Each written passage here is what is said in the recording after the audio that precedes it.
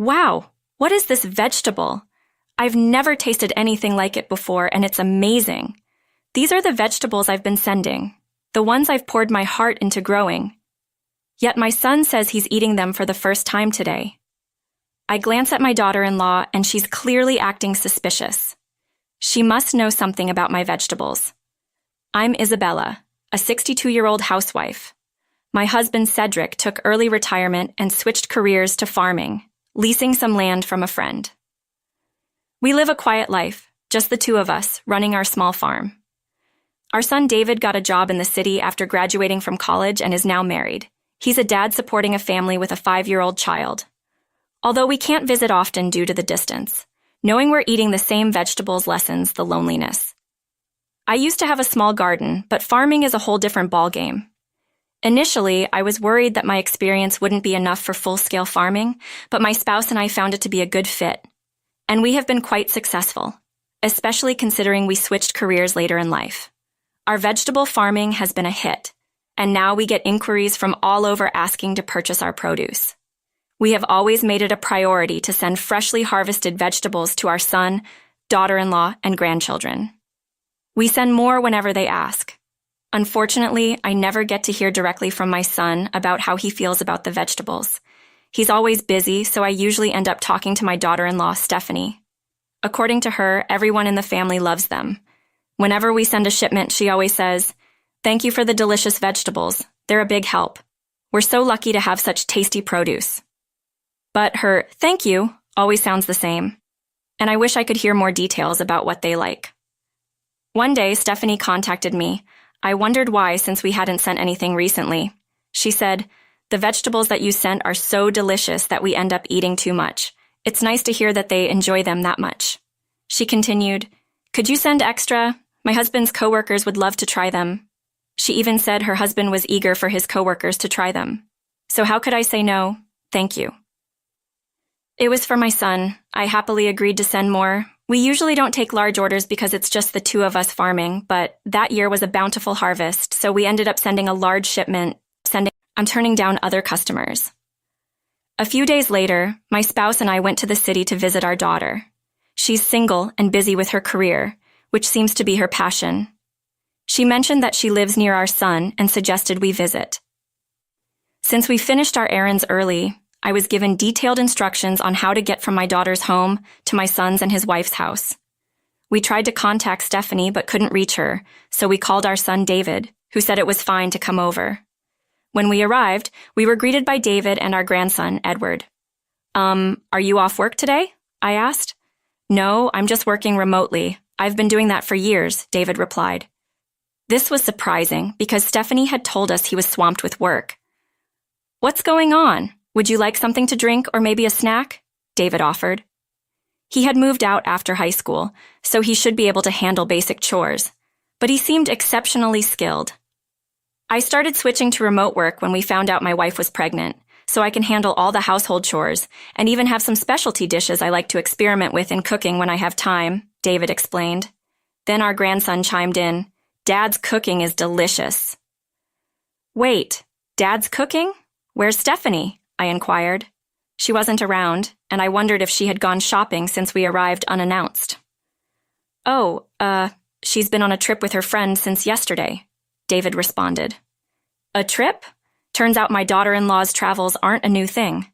Being an understanding husband is good, but giving too much freedom can be a problem," I thought to myself. I mentioned that their young child must miss his mom, and David laughed. "If it works for our family, it's fine.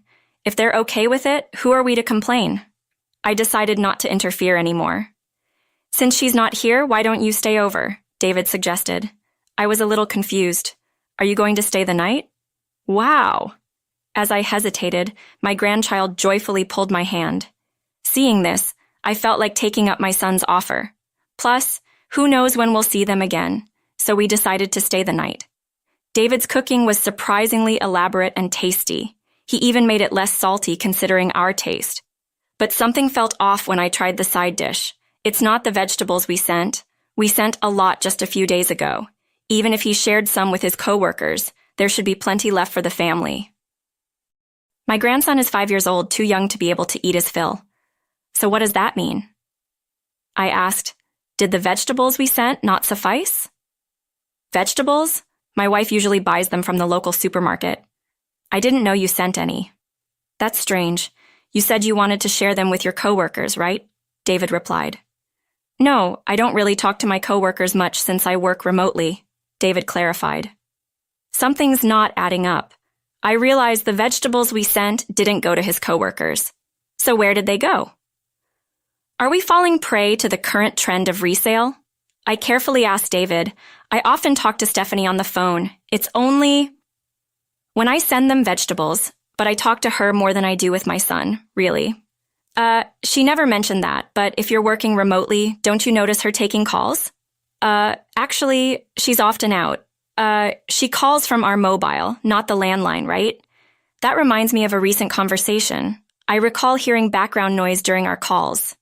You can always tell when a phone call is coming from outside the house. There's a certain background noise. Come to think of it, the last time we talked, well, it was a few months ago. I heard a train in the background. Our son's house isn't near a train station, and there are no tracks nearby.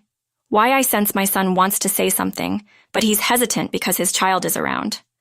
My husband picks up on it and says, let's go play outside after we eat, taking the grandchild away from the table. My son exhales lightly and starts. So, the truth is, he had said before that his wife's free-spirited behavior was what made their home life work, but that was a lie. Ever since he shifted mostly to remote work, she's been spending more nights out. At first, he didn't question her trips with friends until he ran into one of those supposed friends downtown. He recognized her from the photos he had been shown as proof of their trips together. So, David is sure he's not mistaken. He didn't confront her then, thinking plans could change. But when she came home, she told tales of a fun trip with the friend he had just seen. He's starting to suspect she's not with a friend, but with another man. In other words, he suspects his wife is cheating. It was a shocking confession. We decide to delay our return home to wait for our daughter-in-law, who's coming back tomorrow. Stephanie comes home, clearly in high spirits. She had a great trip, it seems. But when she sees us sitting in the living room, she's visibly startled. "Isabella, Cedric, why are you here?" She was clearly upset. David quickly says, "Would you join us for dinner tonight?" As if it's a given. "Of course," she agrees, but her behavior is suspicious. She's probably gone from cloud 9 to rock bottom. Still, the dinner menu that came out was decent, and I could see that it wasn't just buying deli food and plating it up. The dinner she serves is elaborate, not just takeout arranged on plates. She's probably overcompensating for something. Mom's cooking is so fancy today, kids are honest. Stephanie hesitates, then says to her child, "It's because Isabella and Cedric are here." "Well then, you should stay forever." We see the color drain from her face. "Don't be selfish, they have their own lives," she scolds. But when my husband jokes, "Maybe we'll stay another night," our grandchild is thrilled, and Stephanie turns pale. It's clear she wants us gone, but we pretend not to notice. Maybe she thinks we're just clueless old folks. We notice the side dish is full of vegetables, the color, the texture, the flavor that deepens as you chew. It's undoubtedly the produce we grew ourselves. Yesterday it was different vegetables, but today it's the ones we sent. She must have been hiding them, sharing them only with herself, but it's too much for one person to eat. And where could she hide that much in this house? Between our son's story and these vegetables, something is definitely off. Our son and grandchild taste a side dish and both exclaim, "This is delicious." Only Stephanie, our daughter-in-law, seemed momentarily flustered. She kept her eyes down and focused on eating another side dish. It's as if she's saying, "Don't bring up the vegetables." When we finish eating and prepare to leave, she looks visibly relieved. We offer her to stay the night, citing our son's late work hours, but we decide to leave, concerned about the produce. We need to investigate this as soon as possible. In place of our son the next day, we hire a private investigator to look into Stephanie's activities. The results come back sooner than expected. Just as our son suspected, Stephanie was having an affair with a married man, but it's not just any married man. He works for a company that's a rival to our son's employer. Not only was she having an affair, but she was also leaking information. In other words, Confidential information our son was handling was being passed to the rival company. The vegetables we sent in large quantities were being distributed within her lover's company, claiming they were from her parents. What was sent to our son's home was given to her lover. We weren't sending it for free to the person my wife was having an affair with or to his company. I had no idea that vegetables from a bad year, which I collected after apologizing and understanding my customers, would be used for something like this. We immediately share the facts with David, our son. He's shocked to learn that his work information was compromised and takes immediate action. The affair concerns not just our son, but us as well. We pick a time when we're sure Stephanie will be with her lover and confront them, documents in hand. Their faces change color as they read through the evidence. You can't just leak work information. I could get fired. And who's going to suffer when the money stops coming in? David says, not hiding his anger. Stephanie quickly admits to the affair and the information leak. It was just a whim. He said it was great information, and he took me on trips because he got promoted thanks to me, she admits, but doesn't grasp the gravity of the situation. That's it. We're getting a divorce. No, please reconsider. I'll apologize until you forgive me. I'll be a good wife, a good mom. You want a man who's climbing the corporate ladder, let him support you. That's not possible. Of course it's not. The man is also married, Stephanie cries and apologizes to our son, but he firmly says that tears are not an apology. Furthermore, our son David will take custody of the child.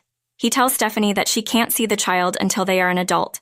He sets strict conditions, saying she shouldn't even contact them unless the child wants to see her after reaching adulthood. Stephanie protests, "Wait, this child isn't just yours. I carried him. I love him." She seems to want to maintain some relationship with our son for the sake of the child. How can you say that? You claim to love the child, yet you have an affair. Didn't you think it would be cruel for the child to be raised by a mother who cheats? Well, that's a natural conclusion. In the end, none of Stephanie's arguments hold water. We also demand compensation from her for the vegetables I sent to my son's family and for the ones she distributed to her lover's company. Naturally, this leads to her lover's wife finding out, and Stephanie gets slapped with another demand for compensation. Stephanie, who had been a housewife, can't afford to pay. She turns to her parents for help, but they don't give her a single dollar. We even hear they have cut ties with her. Neither we nor our son knows what's become of Stephanie, who had little experience in the real world. David has resigned from his job over the leak. His company highly valued his work and character and didn't hold him responsible for the leak. Who would ever think their own spouse would be having an affair with an employee of a rival company and leaking work information? Though the company offered to help him find another job, my son, who has a strong sense of responsibility, decided to pursue something he's always wanted to do. He sold the house he was living in and moved closer to where he grew up. He started his own business there. He's using his past experience to make it on his own. His office is adjusted into his home so he can work while taking care of his child. Still, he occasionally asks us to watch the child for him when he has a day off. He brings our grandchild to help us with the farming, and so our family and our son's family are cooperating and enjoying our